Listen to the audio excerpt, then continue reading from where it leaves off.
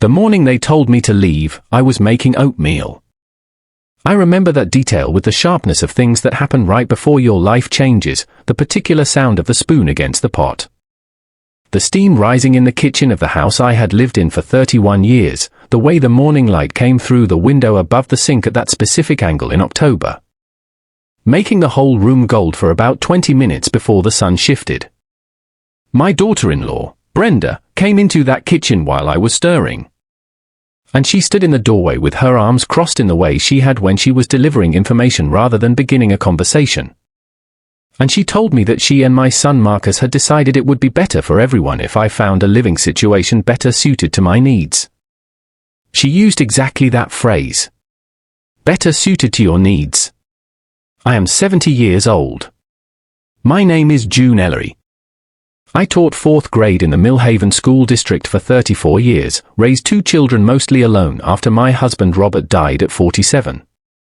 And had moved in with Marcus and Brenda 3 years prior when my own apartment building was sold and converted to condominiums.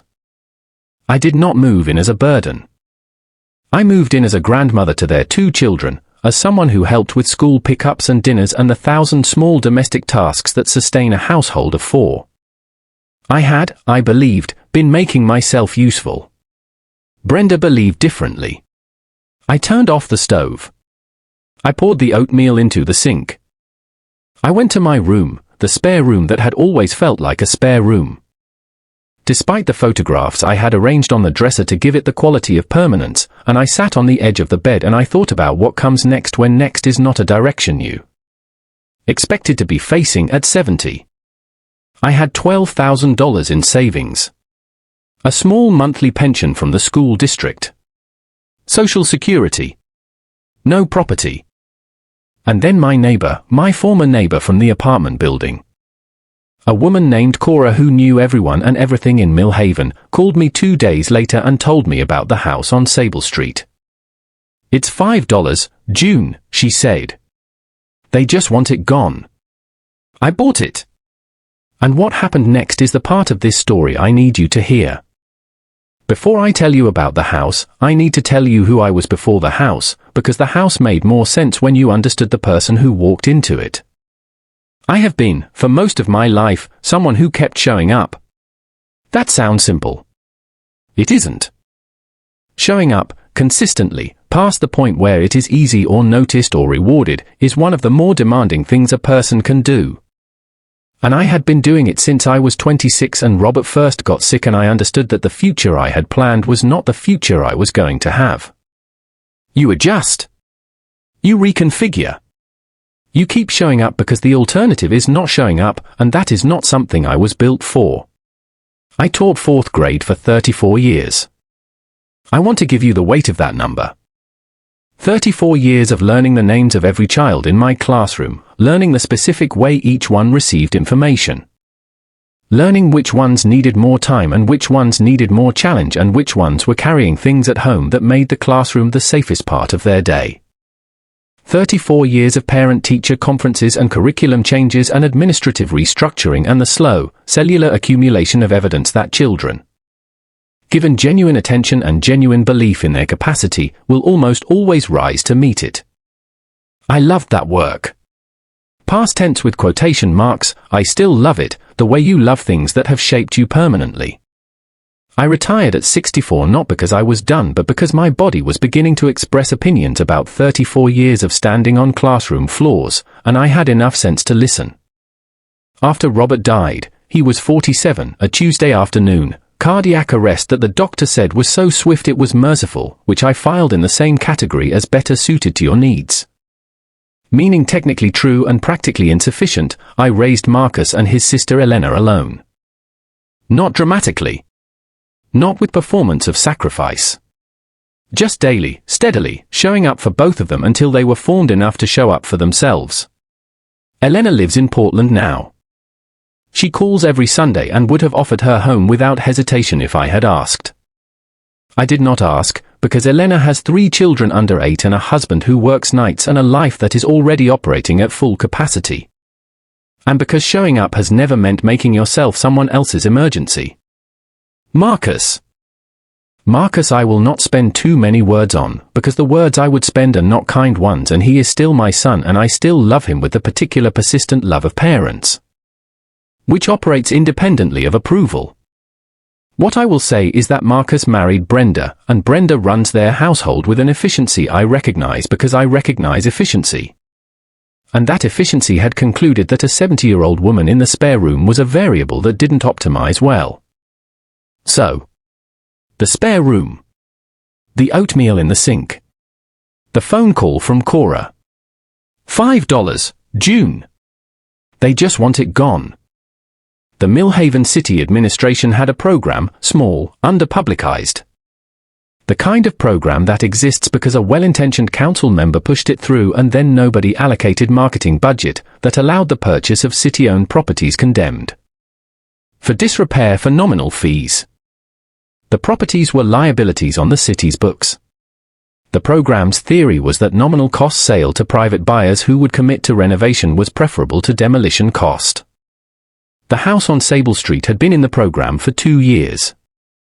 Nobody had bought it because it looked like what 2 years of neglect on top of a decade of deferred maintenance produced, which is to say, it looked like the physical manifestation of giving up. I drove by it the morning after Cora called. I sat in my car across the street and looked at it for 45 minutes. Then I called the city program office and told them I wanted to buy the house on Sable Street. The woman on the phone said, "Are you aware of its condition?" I said, "I've seen it." She said, "We're required to inform you that it needs significant structural work before it's habitable."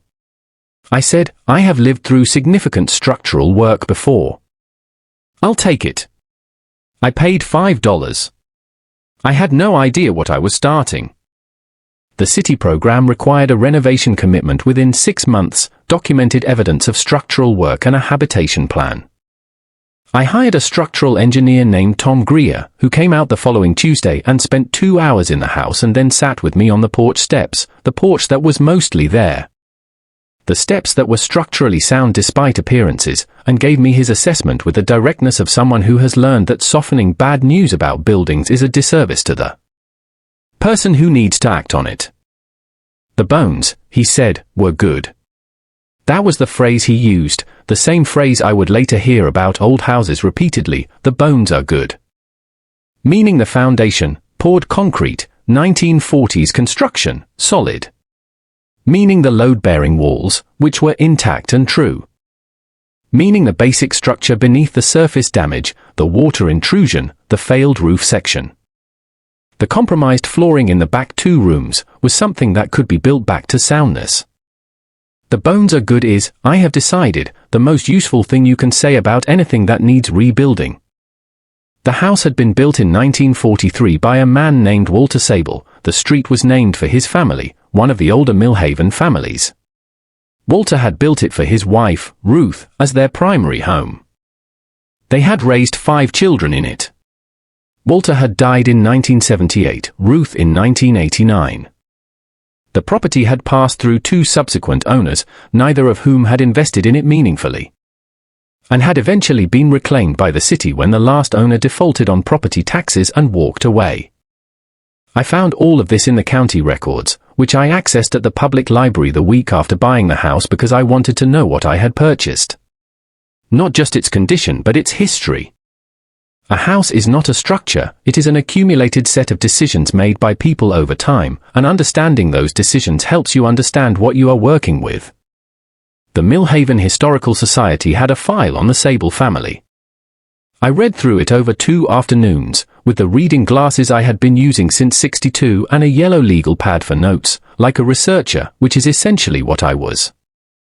What I found in that file, tucked between a photocopy of Walter Sable's original construction permit and a brief mention of the family in a 1962 Millhaven Gazette article about the street's founding families, was a small, handwritten index card that someone had filed with the historical documents and that appeared to have been there for decades without anyone noting its significance. The index card bore a name, an address, and a date. The address was 14 Sable Street. My house. The date was June 12, 1943, which my records told me was the date the house was completed. The name was Ruth Sable. And the card, in Ruth Sable's handwriting, read, "This house was built for keeping. Every wall holds something. Check the east wall of the kitchen if you ever need to know what this family was made of." I read that card 3 times. Then I drove to the house on Sable Street and went directly to the east wall of the kitchen. The east kitchen wall was plaster over lath, original construction, never updated, and it was in the section of the house that had sustained the least damage. The water intrusion had come from the north roof section and affected primarily the back 2 rooms. The kitchen had stayed relatively dry, which meant the plaster, though cracked in places, was largely intact. I stood in front of that wall for a considerable time. I am 70 years old and I have the specific knowledge set of a retired 4th grade teacher, which includes reading pedagogy, child development theory, elementary mathematics curriculum, and 34 years of classroom management. It does not include expertise in 1940s plaster construction or the location of concealed objects within residential walls. What it does include is patience. I called Tom Greer. He came back the following morning with the slightly curious energy of a structural engineer who has been presented with an unusual request and is professionally interested in spite of himself. I showed him the index card. I explained what I was looking for, which was evidence of something concealed in the east kitchen wall at the time of construction.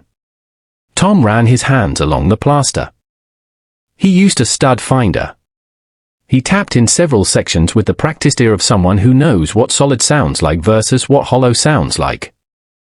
In the lower left quadrant of the wall, about 18 inches from the floor, behind the plaster, there was hollow space where there should not have been hollow space. Tom looked at me.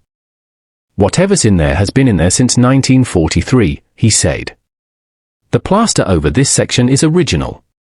It's never been opened. Can you open it? It's your wall," he said.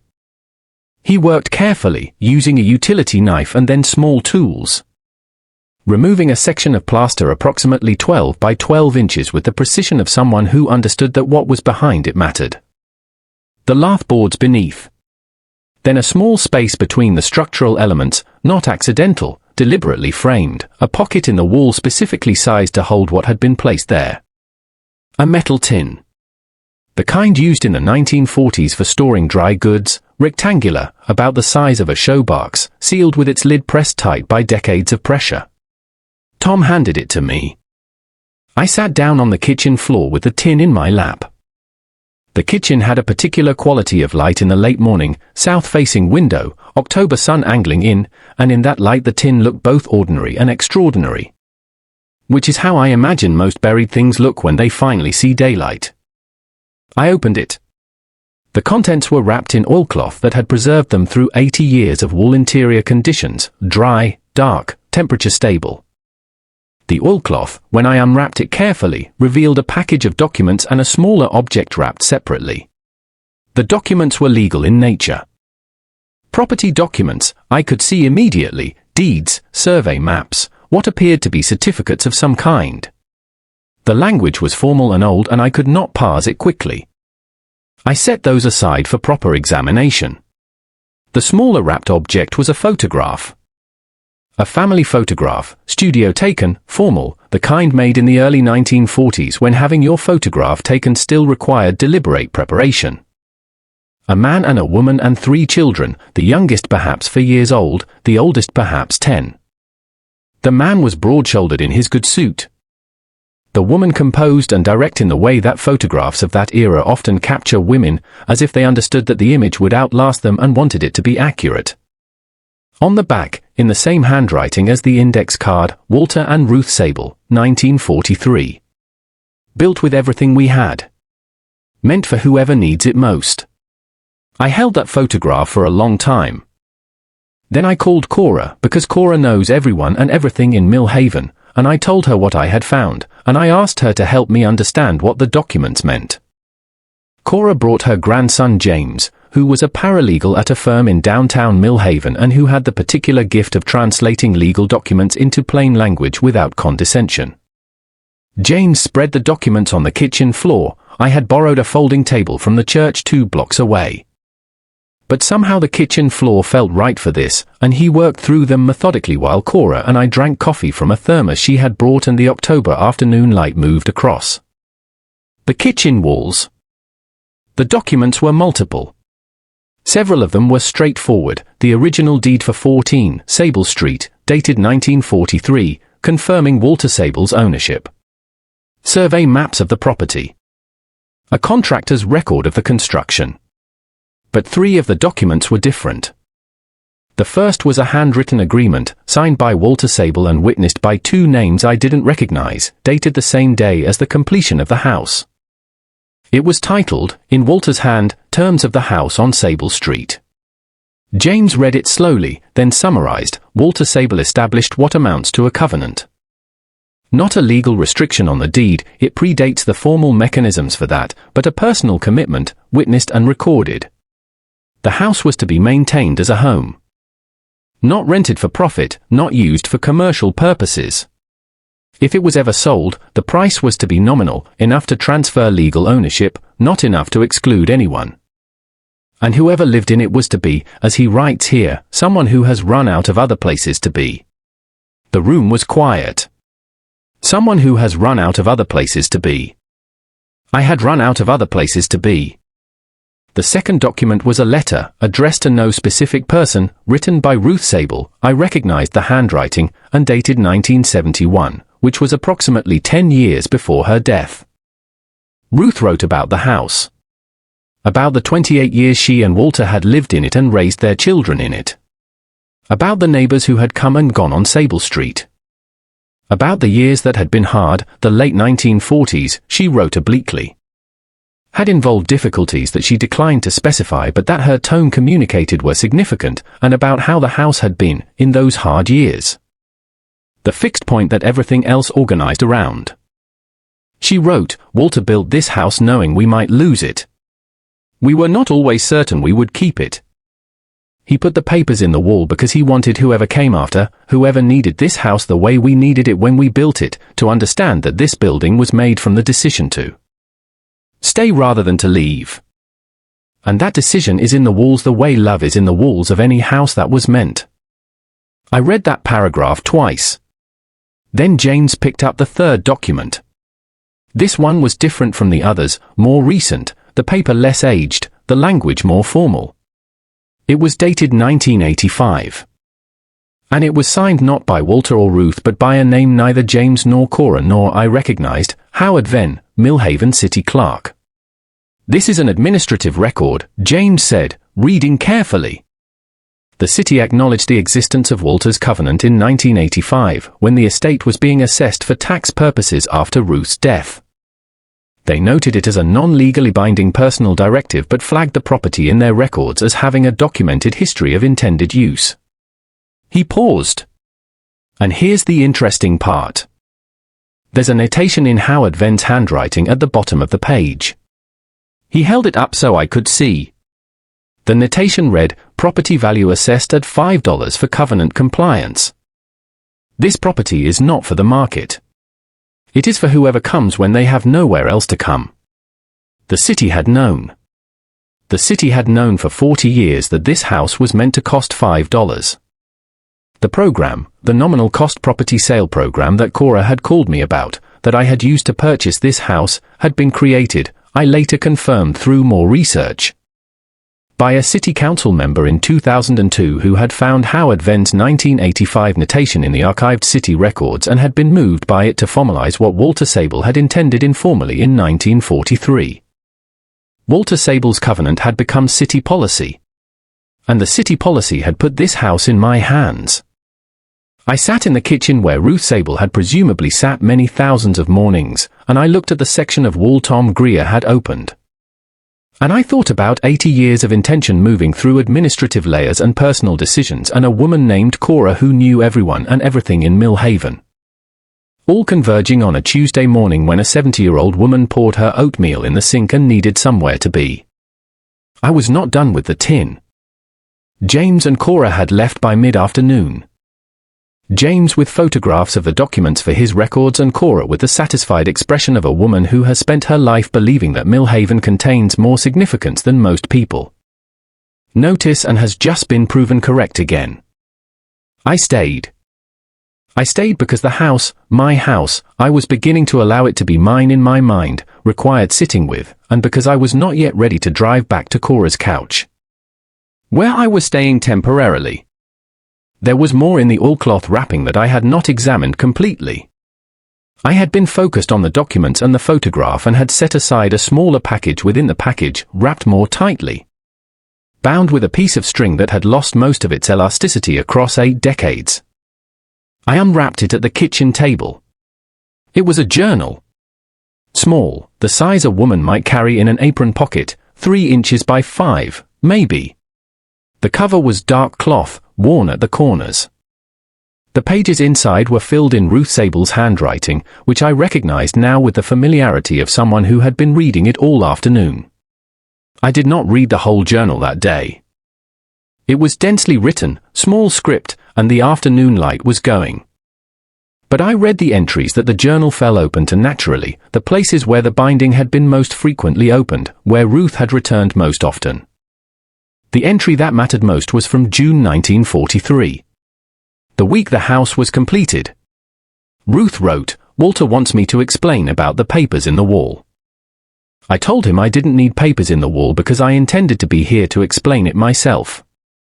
He said that life doesn't always accommodate our intentions and we should prepare for the possibility that we won't be here to say what we meant. I told him he was very practical for a romantic, which made him laugh. Then, the papers say what Walter believes about this house. I will write here what I believe, since the papers are his language and this is mine. I believe that a house is only a house until someone decides to make it a home, and then it becomes something that holds people even after the people are gone. I believe Walter built this house to hold people. I believe we will fill it until we can't, and then someone else will fill it after us, and the holding will continue. I believe whoever reads this will need it to continue.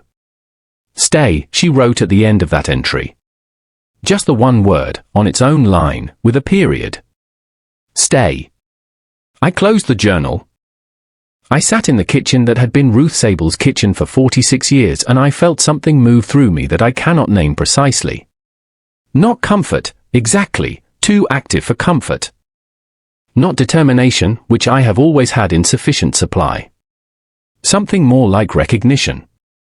Like being told something you have always known but needed to hear spoken in order to fully believe. I had spent my entire life staying. Staying when Robert died. Staying in the classroom year after year. Staying in Marcus's spare room long after I understood I was not wanted there. Because I told myself I was useful and I needed to be useful, and leaving would have meant admitting that the arrangement had failed. Brenda had made me leave.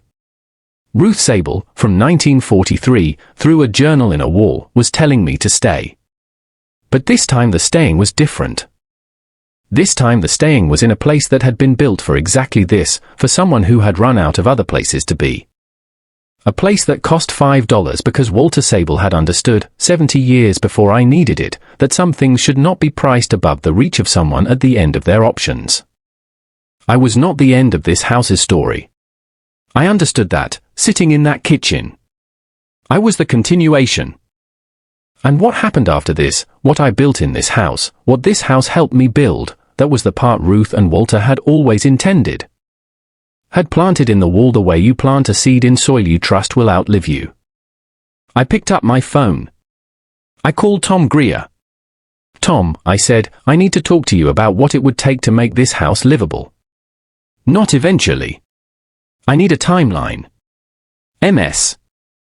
"Ellery," he said, "I was wondering when you'd call. I moved into the house on Sable Street in April, 6 months after I bought it for $5. The renovation was not fast and it was not cheap.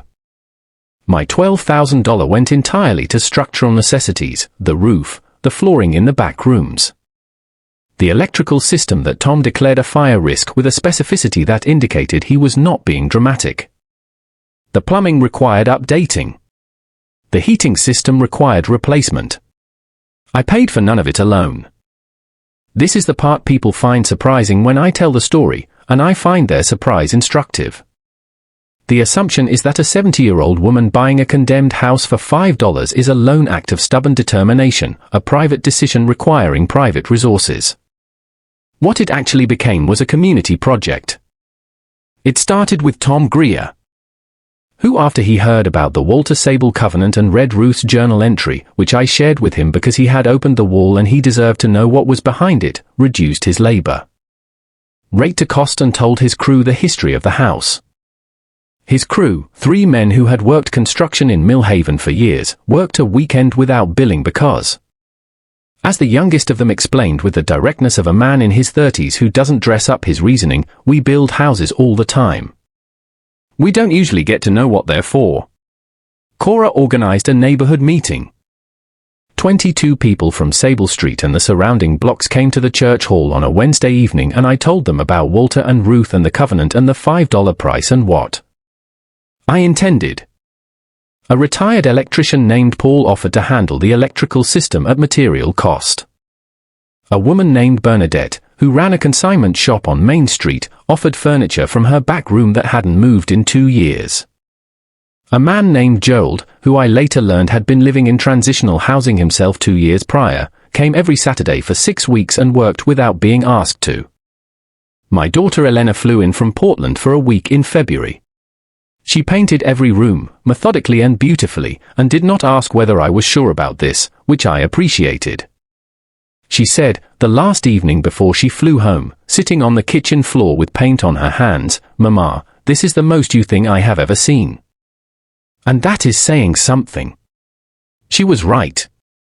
The school district, when they heard about a retired 34-year teacher of the district who was renovating a historic property under a Walter Sable covenant, contributed through their community foundation, a modest amount, but enough to cover the cost of the heating system. Marcus called in March. He had heard through Millhaven's information channels, which operate with the efficiency of a small city where people pay attention to their neighbors. He asked how I was. I told him I was well and that the house was coming along and that he should bring the grandchildren to see it when it was ready. He said he would. He did, in June, his whole family, Brenda included, who walked through the rooms with an expression I chose to read as respect rather than catalogue in any more specific way. What I built was a home. That is the simple answer. But the home became something beyond what I had intended, which seems to be the quality of things that are built from genuine intention. They exceed the builder's plan. 3 months after I moved in, a woman named Patricia appeared at my door. She was 66, recently widowed, her adult children in different states, her lease expiring. She had heard about me through Cora. She needed a room. I gave her the front bedroom. I was not naive about this. I am a practical woman and I understood the practical dimensions. I needed income. Patricia needed a place. The arrangement worked for both of us. But I also understood, sitting at the kitchen table on the first morning, that Patricia and I had coffee together in the house that Walter Sable built for whoever needed it most. That this was what the covenant had been pointing toward all along. Not me, specifically. The continuation. By the following year, I had formalized it. Working with James, Cora's grandson, the paralegal, I established a simple framework. The house on Sable Street would operate as a shared residence for women over 60 who needed stable housing. Not a facility, not an institution. A home. 2 additional rooms, both filled within 2 months of the announcement. The Millhaven Register ran a story. Then a regional paper. Then something that I am told was widely shared on the internet, though I do not fully track these things. The City Council. In November, a year after I had stood across the street from a condemned house in my car and decided to buy it, passed a resolution formally naming 14 Sable Street a historic property of community significance, citing Walter Sable's covenant and its continuation through the city's nominal cost program and through my renovation. They read Ruth's journal entry at the council meeting. Stay. I stood at the back of the room and listened to a city council member read Ruth Sable's words from 1943 into a public record in 2024. And I thought about the specific kind of power that belongs to people who build things not for recognition but for the future, who plant things in walls and trust the walls to hold them until the Right person comes along with the patience to look. I was 70 years old when Brenda told me the spare room was no longer available. I was 71 when my house became a home for 4 women who had run out of other places to be. I intend to be here for a long time yet. Ruth Sable's journal lives on the kitchen windowsill now. Not displayed, it's too fragile for display, and too personal for performance.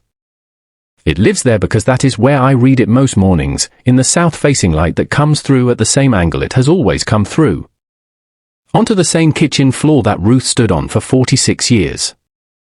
I read different entries on different mornings. Some I have read many times. Some I have not yet read, which I keep deliberately, the way you keep certain rooms in a book for when you are ready for them. The entry I return to most is not the stay entry, though that one matters. It is an entry from 1958, when Ruth was presumably in her 40s, which reads simply, "Walter asked me today if I thought we had done enough. I told him that enough is not a destination. It is a practice. You practice it every day and you never arrive at it, and that is exactly right. Enough is not a destination. It is a practice." I did not know, on the morning Brenda told me to find a living situation better suited to my needs, that I was being redirected. I did not feel redirected.